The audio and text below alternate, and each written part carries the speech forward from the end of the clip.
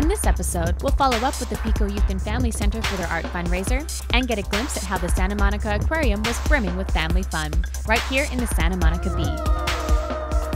Hello and welcome to the Santa Monica Beat, sponsored by Diamond Foam and Fabric. I'm Denise. In our top story, the Pico Youth and Family Center has been under duress financially this year, which made Thursday's art fundraiser that much more important. Even though the City Council voted unanimously on January 8th to continue funding the PYFC, Executive Director Oscar De La Torre said they haven't held up their end of the deal. The city staff has played bureaucratic games and has stalled funding the Pico Youth and Family Center. Since the beginning of 2013, the PYFC has not received 1 cent of city funding. In light of this, the PYFC's annual Heart of the Community fundraiser, usually a night of relaxation and fun, became a night of necessity. Tonight, we're expecting a big crowd, good people, supporting our cause, supporting the PYC, and supporting the youth that we work with. Looking forward to seeing the community come out and celebrate with us. The Youth Center has been a big part of my life, giving me an opportunity and the tools to be successful in the future.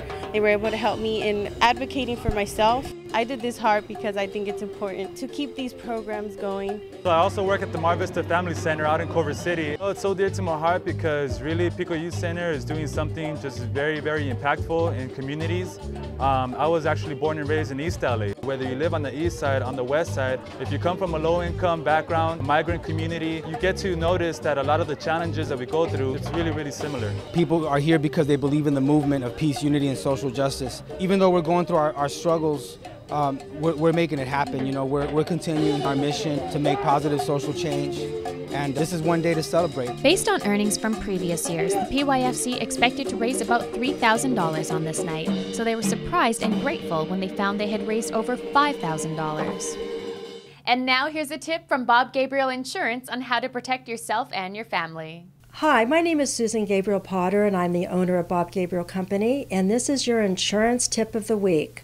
This is something you should not say to your insurance carrier. Oh, my kitchen is flooded! Unless the kitchen was flooded by a nearby stream or river or other body of water, it is not a flood. It is water damage. Flood is not covered by a homeowner's policy. I'm Susan Gabriel Potter, and this has been your insurance tip of the week.